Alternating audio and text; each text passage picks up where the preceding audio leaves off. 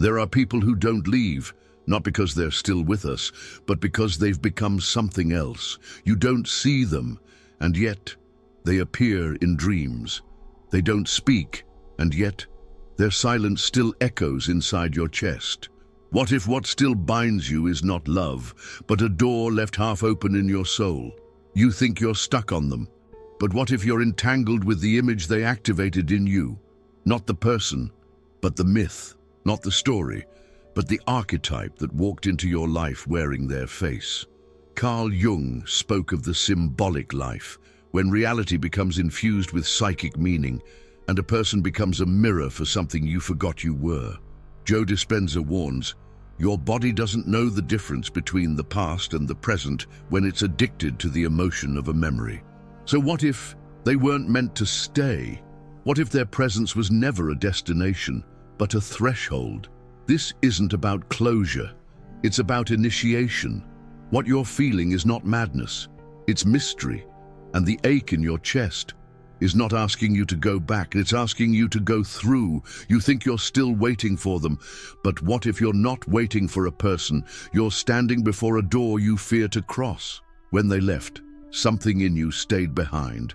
A gaze suspended in time, a phrase that was never spoken, a version of yourself that only existed in their presence and now wanders between memory and myth. Many believe, if I could just speak to them one more time, I'd find peace. But the truth is more unsettling. What you're seeking is not closure. You're resisting transformation. They didn't just leave your life. They opened something sacred in your psyche.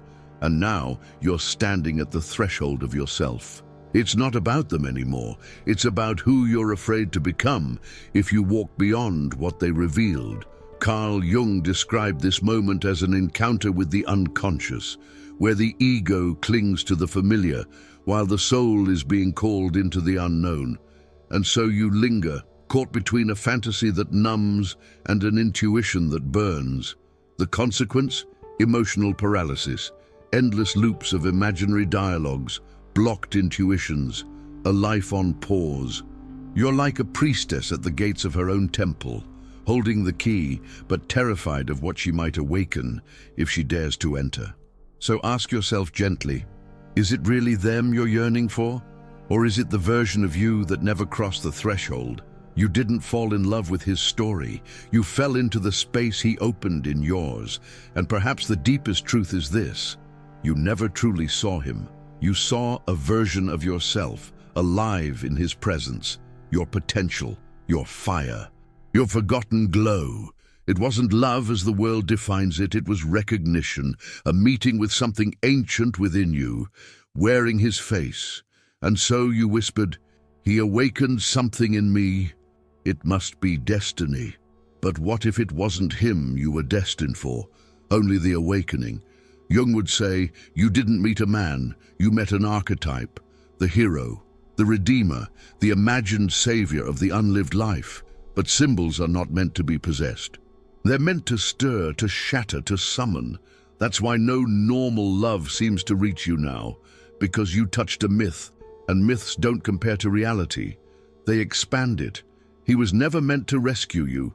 He was your inner knight, arriving not with answers, but with the sword of initiation, not to carry you, but to challenge you to rise. So the grief you feel, it's not for him, it's for the story that never came true, and for the part of you that still lives inside it. But here is a quiet truth. He didn't give you that energy. He only reminded you of its existence. And now, that forgotten self is waiting to be reclaimed. Long after the bond is broken, the body still remembers, not as thought, but as chemistry, not as longing, but as a silent ritual of repetition. You wake with their name in your chest, not because you chose to, but because your nervous system still believes it's with them. Joe Dispenza explains, the body becomes addicted to emotions. It memorizes the sensation of being wanted, the ache of absence, the electricity of connection, and it replays it, not because it's real now, but because it was real once. Like a vinyl record, the needle stuck in a groove. spinning the same melody, even though the music has long ended. So when you say, if I still feel this much, it must be love, it must be spiritual.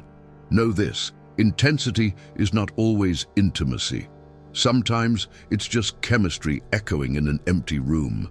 What you feel may not be fate, it may be a loop, a habit of heartbreak your body doesn't know how to exit. And here lies the paradox. The pain becomes your identity, not because it heals you, but because it's familiar. You aren't trapped by memory. You're inhabited by a version of yourself who only knew how to feel alive in their presence. But your soul is not bound to what was.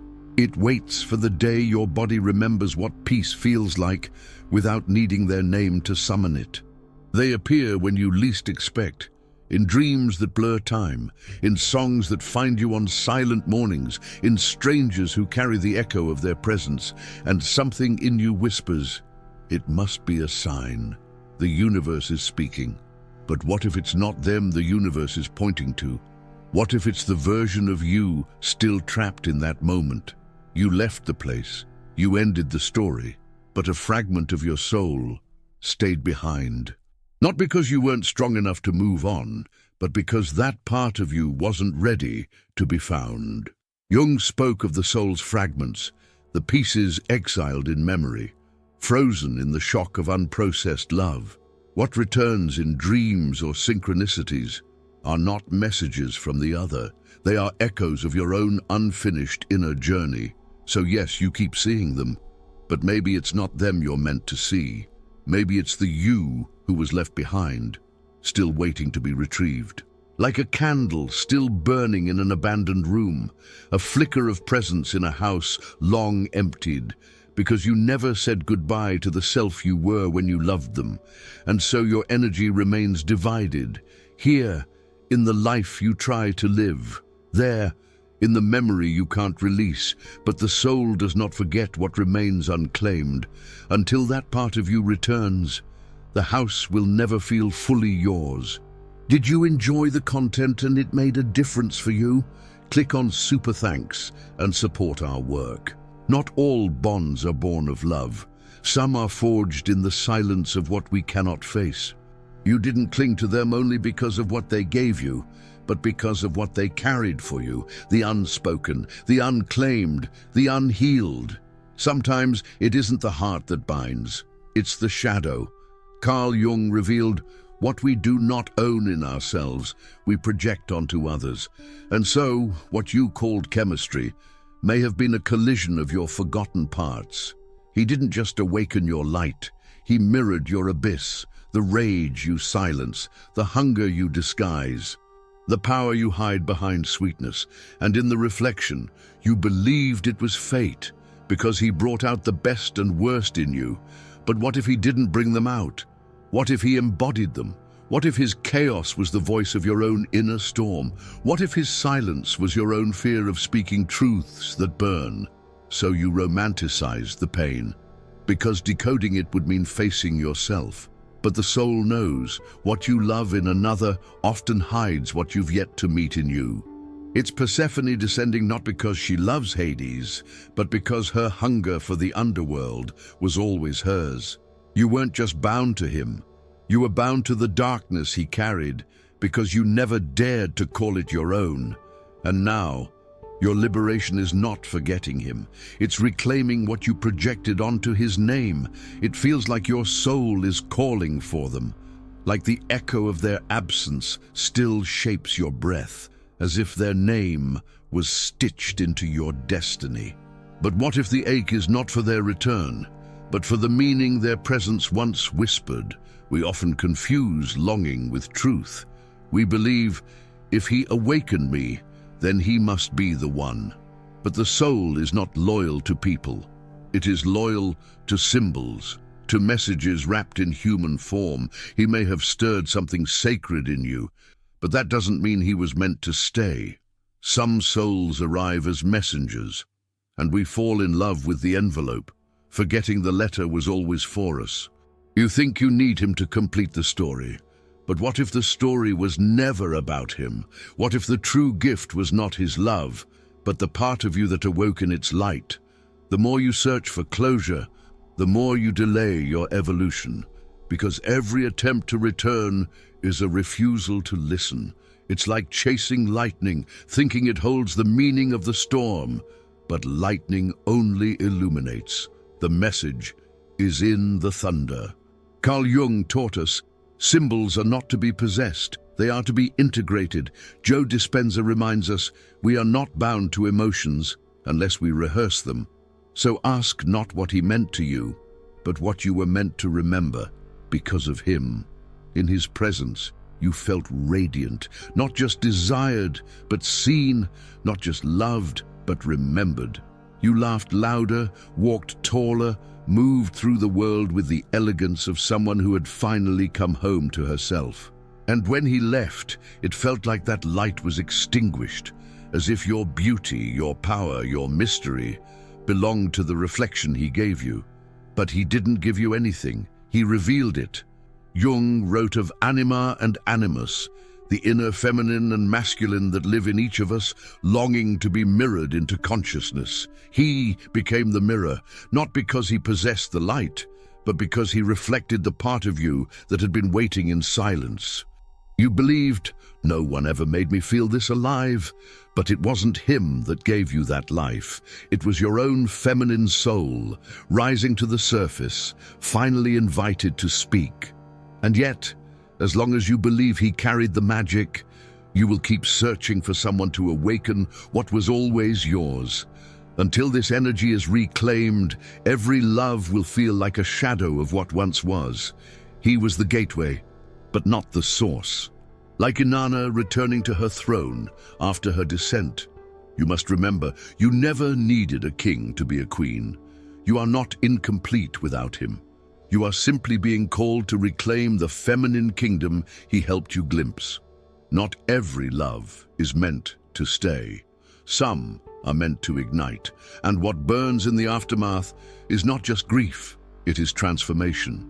You believed, if it felt this real, it should have lasted. But the soul doesn't measure truth in duration. It measures it in depth, in the way one presence can fracture a lifetime of silence. Some souls do not come to stay. They come to awaken what you've buried, to rupture the shell of who you were, so you can remember who you were meant to become. Jung taught that initiation often begins in devastation, in the collapse of what we thought we needed. Joe Dispenza echoes, true change requires stepping beyond the emotional signatures of the past, and sometimes that requires fire. So you resist new love, not because no one else can compare, but because nothing else has touched the wound they opened. But what if that wound is sacred? What if it wasn't about forever, but about becoming? Like the phoenix, your love burned bright, not to endure, but to destroy the false self, to carve space for something truer. Your task is not to rebuild what was lost. It is to carry forward what was awakened, because the pain wasn't punishment. It was a passage. And now you stand at the edge of the flame, not to return to them, but to rise from the ashes they left behind. At some point, they stopped being a person and became a presence, a symbol, a mirror that refuses to shatter. You didn't lose someone. You were initiated. This was never about getting over them. It was about passing through what they awakened, because the soul doesn't cling to names, it clings to meaning. And the meaning they carried was the key to a part of you still waiting to return home. You're not meant to forget. You're meant to integrate, to gather the scattered pieces of yourself their absence revealed, and call them back into wholeness. There is sacred grief in releasing someone who once felt like home, but there is deeper truth in realizing they were never the destination. They were the door, and now the circuit must close, not through obsession, but through meaning, not through fantasy, but through remembrance. Jung once wrote, "We do not become enlightened by imagining figures of light, but by making the darkness conscious." And Joe Dispenza reminds us, the body can become addicted to emotions, but it can also learn to feel a new future, So the question is not, why can't I let them go? The question is, am I brave enough to walk through the portal they became? If you made it this far, write in the comments, Estoy despierta. Let us walk this path together, in silence, in depth, in remembrance. The next video awaits you, where another mirror may be waiting.